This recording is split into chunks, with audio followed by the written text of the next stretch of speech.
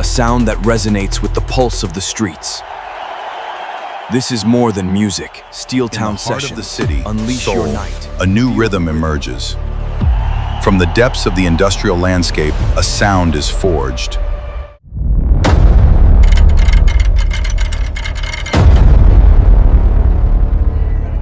Me too. You didn't like it. Welcome back, ladies and gentlemen. We are back live on Rumble, as well as Facebook on our Hi Canada Facebook page, and on YouTube, Hi Media Inc. We are broadcasting live from the cannabis tourism destination that is Element at 5 King Street East in Hamilton. A beautiful shop, a beautiful day, a gorgeous city. We are looking out at a beautiful downtown core. Hamilton is going through a renaissance. Arts, culture, creativity in this steel town city of Hamilton. And I love being here. I love watching it unfold. And I love broadcasting live to you, our viewers. Your support is invaluable. Please hit subscribe. Please like this video. Your support in these ways is really why we do it. We will never be monetized, not until the U.S. fully legalizes and Facebook, YouTube, Instagram have to actually work within the legal cannabis sector. But until then, we are going to continue to be your renegade reporters, your rebel leaders, your rabble rousers, your anarchist, activist, and antagonists. Speaking of that, my very next guest, he embodies all of these. Dr. Nerdy is my mad scientist, the guy I bring in to talk the weird science, the cool things that are going on. He is our Merlin, if Merlin and Hunter S. Thompson did acid and had a baby together. Welcome, Dr. Nerdy, to the show. Dr. Nerdy, what a pleasure. You've been helping with the show since we started. Finally convinced you to come on and talk with me about, a few things. So, Dr. Nerdy, thanks for coming. We are in the middle of a 24-hour marathon broadcasting blitz celebrating 420 weekend. We've been focusing on culture, and even Dr. Nerdy and I had a meeting yesterday. He's like, "Wow, you're doing a lot of weed stuff, man. Like you're going to focus on culture." And I was like, "Oh, you know what? It is 420 weekend. So tell you what, Dr. Nerdy, you come on my show tomorrow, and let's inject, let's force some culture into the conversation." Okay, well, some of the things that go on here in Hamilton don't have to do with 420 or cannabis, for that matter. We have a few rules to our discussion because we get into some heated discussions about a few things. So, rule number 1, we are saving all discussions of space and anything space related for a future episode where we are going to bring in some experts to have a truly insane conversation about all things space and going on within the space culture of Canada and internationally. Dr. Nerdy has a lot of things to say about this, and I am not willing to open this can of worms just yet. But that being said, Dr. Nerdy is our mad scientist. He actively creates some amazing things, and when I don't understand the science, I go to Dr. Nerdy. So here's what I want to ask you about. Okay. The other day, my producer and I were driving on the Skyway. Yes. We hit suddenly this intense, crazy fog. Yes. So dense that we were worried. We couldn't see a fire. We couldn't see the water. We could barely see the car in front of us. It was so thick and dense. It reminded me of that movie the mist or the fog, Yeah, and yeah. there are monsters coming out, and people are getting eaten by and then I had a thought. I remembered this book I read as a kid called Connecticut Yankee and King Arthur's Court. Okay. And I've been seeing a lot of videos online about dimensional shifting. And I know you talk a little bit about dimension frequency, and is it possible that my producer and I drove through a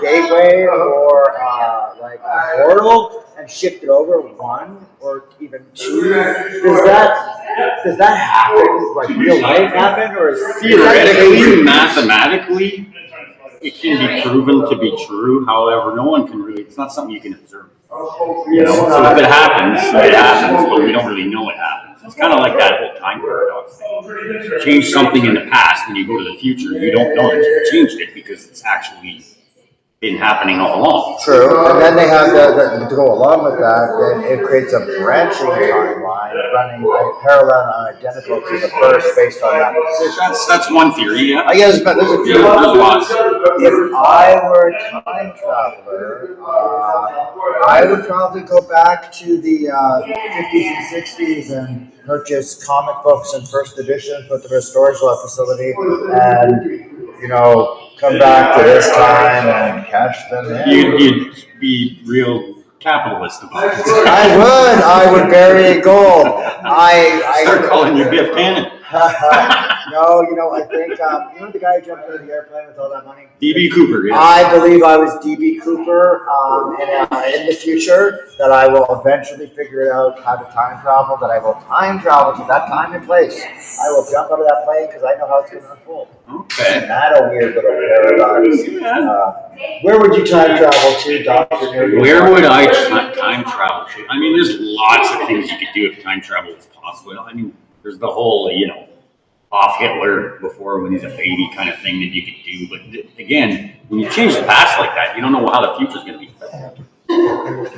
Yeah, so it's hard to say where I would go. Personally, I would go back to change some things in my life. Okay. I don't know that I would necessarily, abuse the power and go and, buy collectibles. I would abuse the power. But aren't you worried about Marty McFlying yourself? Say you meet your mother and don't recognize her, and she falls for you. Yeah, I don't think that's possible. Okay, no problem. Yeah. Well, not only that, but when you think about, when you were talking about going into the past and finding these things and bringing them back to the future where they're actually worth money, the same thing goes with going into the past. I mean, I know what my mother looked like when she was young. I know what everybody looks like, and and that's just it. Marty McFly knew that was his mom. And then she didn't know it was him. The smartest play in those entire movies was Biff Tannen taking that sports almanac and giving it to his younger self. Yeah. That was a little stroke of brilliance that you had. Yeah, I might do something like that. Okay. But yeah, it's hard to say. I mean, personally, the question could be asked: if you could save one person in the past to change the future, who would it be? Oh, you asked lots me this of deaths have yesterday. happened that may have changed the way the future would go, like JFK or a lot of other ones. Oh yeah, like I probably changed when Mandela died in jail. Yeah. Although did he? Did he? I believe there's two trains of thought. Actually, he didn't. It was reported that he died in jail, but it then was reported that it was a hoax. There were a lot of people who have that memory. I have a Mandela memory or two. I believe that they changed the line in Star Wars. Luke, I am not your father. I never saw C-3PO with a gold silver leg until one day I did. My underwear had a cornucopia on it. Oh. I do not believe I am in the same dimension I started out with, and that's why I come back to this, because this kind of experience has happened to me 2 other times. Okay. Once driving through Alberta, I passed under a double rainbow, and I felt this hair on the back of my neck stand up, and I felt the shift. Mm-hmm. And then another was during an electromagnetic storm in Barrie. Okay. I felt again, oh, this is weird. And it's not that I noticed differences. everybody didn't have a Mirror Universe mustache. I was not married to somebody else. My bank account had not changed, but little things had. Now maybe I smoke too much weed. Maybe I do too many psychedelics. Maybe I have too much of a paranoid conspiracy. Well, what I can tell you did happen in that fall is that you experienced what we here in Southern Ontario know as lake fog. It comes off the lake, which is still cold in the spring, warm air. It condenses the moisture. You end up with a cloud at the surface of the earth, which is what happens here in Hamilton very often. Man, that skyway scares the shit out of me on the best of days. Yeah, it's a scary climb. So, I think if I could go back in time and save somebody's life. Yeah. Who would you save? Well, I have two trains of thought. Joan of Arc? Personally, my cousin Sally died in a hit and run when she was 14, devastated my family. I would like to make sure Sally survived that. That's a personal one. Yeah. On a wider scale, though, I think the assassination of the man who started World War II. There was a certain assassination of one man that kicked off a series of events. Ferdinand? That's World War I. World War I? Okay, but that assassination kicked off so many. The Archduke Franz Ferdinand. That's it. I would say. Not to be confused with the band. Now, I would worry though that it would have an unintended effect. Philip Dick wrote an amazing book, The Man in the White Castle, in which he imagined a parallel universe where the Nazis and Japanese won World War II and carved America and North America up like a pie. And it imagined that reality. What if? I've always loved what if. But those would be my choices. And speaking of those what ifs, there's actually a great show if you want to watch it. It's called For All Mankind. And it posits that the Russians made it to the moon first. Oh, no space talk. Oh, no. Okay, I know. You guys don't be writing in the comments. Great show though, very fictitious. You wait for the show. But I've been fascinated by Quantum Leap. You remember Quantum Leap, yeah. I was going to start this show with holy crow. I'm Dr. Samuel Beckett, and I don't know why I'm in this skinny white man's body. And then I was going to use like AI special effects to Quantum Leap me out of here. But, yeah. It's all well and good to talk about time travel and what we can change, but the truth is that there's things you can do in everyday life to change the world that's coming. Okay. I talk about this a lot. The Canadian cannabis space is very bad at giving back. And yesterday I talked about the one example that I always show. It's this place called Purple Hills. Okay. And they do a purple box for recycling cannabis plastic and cannabis packaging. There you go. And with the proceeds, they have opened up a horse sanctuary, animal sanctuary. And they are actively giving back, which is way more than can be said for a lot of groups out there. Speaking of that packaging, don't you have a contest coming up? I do. So the contest will end June 1st. I'm asking our viewers, our readers, our supporters to take some cannabis packaging, rather than recycle it, turn it into sustainable art. So like a repurposing type thing. Make something beautiful, post it, tag us, and we will have our panel of cannabis art enthusiasts look at the entries, and we are going to find really good prize for the first place winner. We are going to find second place winners, and we've had some great prizes already. We're giving away sets of Cardi B tickets. You can win a Puffco Grow today or tomorrow if you enter a raffle coming to the store for 420 weekend. That's a $470 value, and this will change the way you consume concentrates for the rest of your life. This is a piece of art, this piece of hardware. And so we give away some cool things. That's cool, man. Cool things for Art Crawl. We got a basket of art supplies that we're going to be giving away. This is a cannabis tourism destination. Great curation, amazing ancillary products, phenomenal prices, deals every day. Plus, they give this ruggedly charming man a place to broadcast live. They're not putting me in the basement. They're not sticking me in the trailer in the back. I don't have to sit in the watershed and broadcast in hiding. What have they done? They have put me in the window. Right out front.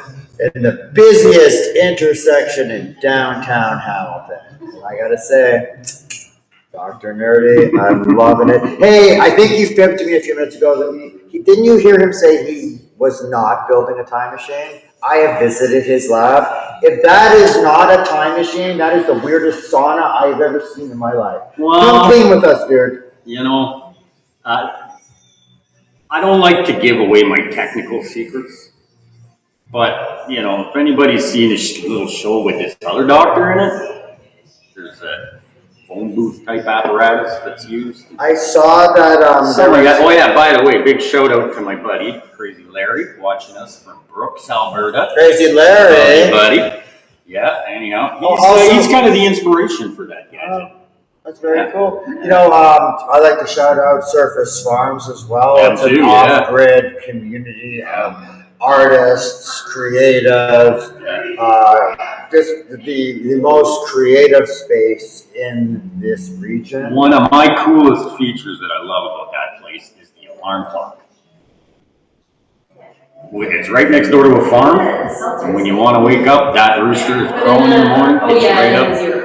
It's great. And Dr. Nerdy's also, he uses one of our advertisers on the regular, and sometimes I think he uses them for nefarious things, but I've never been able to prove it. Rush removal. Friends of the farm, friends of Steel Town Sessions, they make stuff disappear just like that. Absolutely. You gotta stop asking them to do that weird shit, though. Are you building a Frankenstein on top of the time machine? No. It's just a statue. That's all it is. It won't be alive, I don't think. Yeah. That's from the man who built the bionic Bigfoot, allegedly. You'll never catch me. So, Dr. Nerdy, what's going on in the world of science this week? Let's see. Well, right now in Hamilton, Mother Nature's offered meds, and she's been snowing and raining and sunny, and you can't really make up her mind. I thought you weren't going to push Mother Nature on after last time. Not me, man. Oh, well, it was you last time. I didn't do it. Okay, fair enough. The other thing I want to shout out is, you know, like for anybody watching us from Northern Ontario, we're with you, man. But I know the whole place is underwater just about. Really? Oh yeah, the flooding up there is unbelievable this year. They got nailed with like 10 feet of snow or something like that in the last month and a half. Wow. And now it's all melting at the same time. It's ridiculous. I saw a picture. Santa's Village is underwater. Really? You know, oh yeah. Oh, the Stoke area and north is just everything is flooding. The lakes will be high. They're canoeing in the parking lot at the mall in North Bay. Wow. Yeah. So So my thoughts are with you. And don't worry, folks. It'll drain. It'll come our way sometime soon and end up in the lake. And well, if there's any consolation, we have not had the best winter down here in Southern Ontario either. no. It has been a weather shitstorm. Another theory I'd like to bounce off you before you take off. DARPA, I understand, is the leading organization in charge of technology release in North America. DARPA has a weather control machine that they've had for a while. We have incredibly shitty weather all winter. Our country stood up to the powers that be. There is a certain group out there that thinks we are being punished. And the same group of people have this theory, and we've talked about this theory. It's about mind control and DARPA. DARPA proved that it was using mind control technology in the 70s and 80s. You might be familiar with some of the subliminal mind control experiments that were pulled off, Dr. Pepper, and other things like that. Now that was 25 years ago. Flash forward a number of years, and I believe it is. Now you can say like usually, Elsa, you're being paranoid crazy, and for as crazy as you can be, Dr. Nerdy, you do tend to be the voice of sanity. But I believe DARPA has been using mind control on North American citizens to make us do stuff. Why else would something like Honey Boo Boo be popular? Or like, why would anybody drink like Orange Tang? Or eat KFC that's really genetically modified monster. Like I think we're being controlled, Dr. Nerdy. I don't want to start wearing the tinfoil hat, but I am getting a little nervous. One of the biggest ways that those types of organizations do exert control over the population is by not acknowledging any of what you just said. Pay attention to me! They let us think it, they let us talk about it, and they don't deny it, they don't confirm it. So it's really speculation. However, I don't know about mind control, but there's definitely ways that they, advertisements and things subliminally control things. Right here in Ontario, they're actually going to be deciding tomorrow whether or not companies can use AI to fix pricing based on our interests, based on our social media and stuff like that.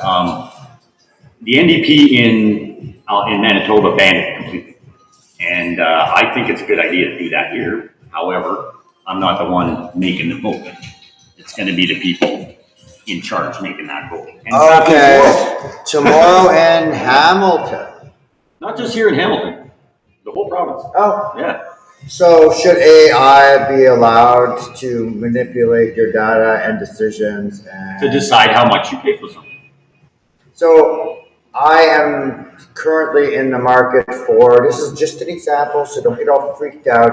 I want to buy myself a Japanese robot. And Okay. I want that robot to be, do a whole bunch of things.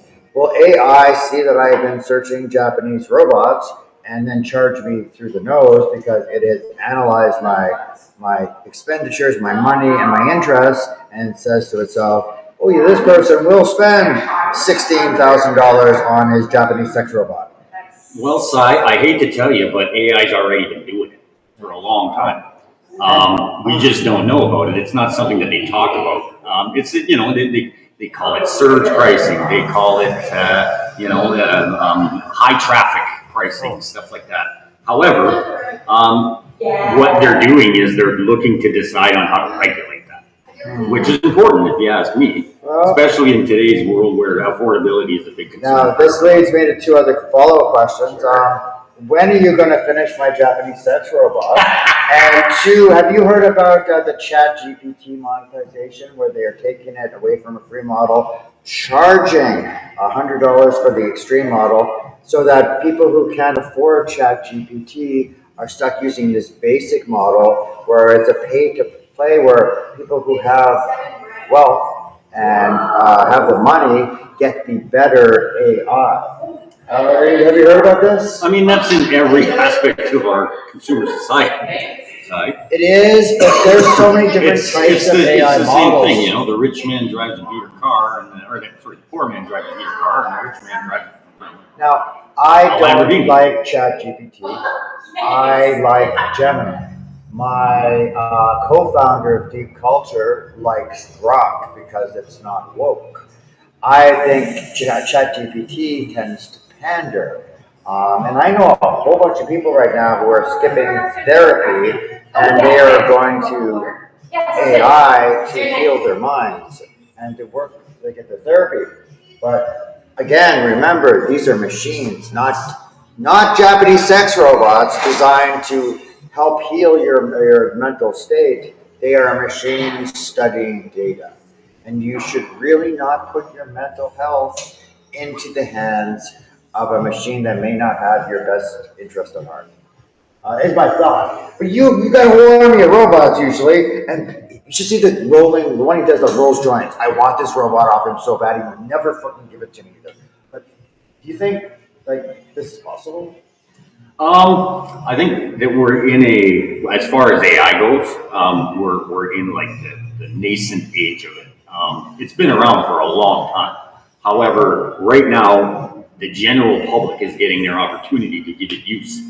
And as that evolves, so will AI and the way it's used. So, maybe using ChatGPT to be your therapist right now might not be a good idea, but in the future, there may be an option available for that. However, it's really dependent on what we as a society rely on the AI for. Is it a good idea to have AI therapists doing your mental health screening? Maybe not. Maybe it is. Who knows? Like everything else that we've ever done as a society, it's going to get tried and it's going to get tested, and we're going to have to decide from there. One last Dr. Nerdy opinion on one more thing that this falls into it perfectly. In the bombing of the Middle East recently, they used something called precision bombing and fast decision making, which is basically AI deciding on targets, and drones and robot dogs. And I saw China recently had all these robots that could perform complex acrobatics and kung fu. Where are ours? Are we losing the robotic AI war? Are we so technologically retarded that we are nowhere near to competing? Because there's no way I'm going to be able. I'm not Magnus Robot Fighter. I can't fight robots with my bare hands. Those dogs scare the crap out of me. And have you ever seen footage of a swarm of drones? That shit's scary. Not a lot of people know this side, but Canada is actually we've had companies in this country that are leaders in all technologies when it comes to AI or military technologies. Just outside of Hamilton, there is a company operating, I won't name them. You're going to talk about jets? But they have been producing computerized AI assisted targeting and imaging technology for almost every military on the planet. And that's been going on for over 15 years. So 15 years, folks, right here in this area. Yeah. Aerospace is huge here in this area. Not a lot of people know that. Next time I have you on, I would like to ask you more about space in general, but I'm very interested to hear your opinion on what happened with the Avro Arrow. But don't answer now. Readers, viewers, listeners, why don't you put some questions for Dr. Nerdy in the comment below? I will make sure he gets them. Should we have Dr. Nerdy back as a reoccurring character on Steeltown Sessions? Bring in his very particular, very peculiar, very robot-interested, time machine making. Yeah, make me some more of that push-up. Yeah. My favorite mad scientist, Dr. Nerdy. You can find him here, visiting us frequently. Steeltown Sessions. I'm Cy Williams. I'm your host. Dr. Nerdy, thanks for coming in. No problem. Thanks for having me, Cy. Did you bring the portal gun? I did. I'm just going to...